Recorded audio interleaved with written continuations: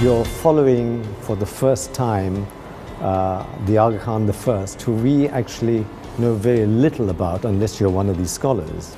And I think you begin to see the different levels of the Imam, that their role is just not on the spiritual side. It focuses on the political side, in the locations that they lived, the people who they had to interact, the governments which they had to interact, and obviously to safeguard their own community, but also a wider community. I think one of the things that really stood out for me in this book is the very up close and personal window it gives us into the daily life of the Imam.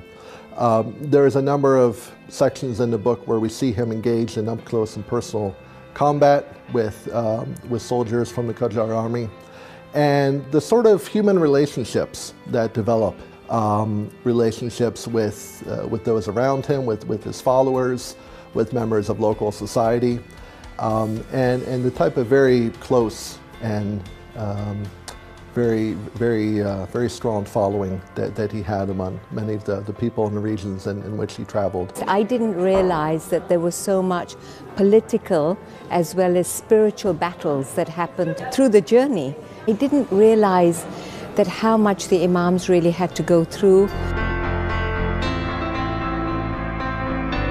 The most important thing that I was feeling very closely was the personal, intimate voice of a human being who, apart from his position as the Imam of the Ismaili community, was coming out as somebody who was very accessible, whose description of the events of his life has got a very human touch to it, which is making it particularly close to the heart of anybody. The voice of the human writer is quite evident and quite touching, the way the joys and sorrows and the pains and the frustrations of a human being is depicted in it. Wonderful to learn about Imam Hasan Ali Shah's journey from Persia into India.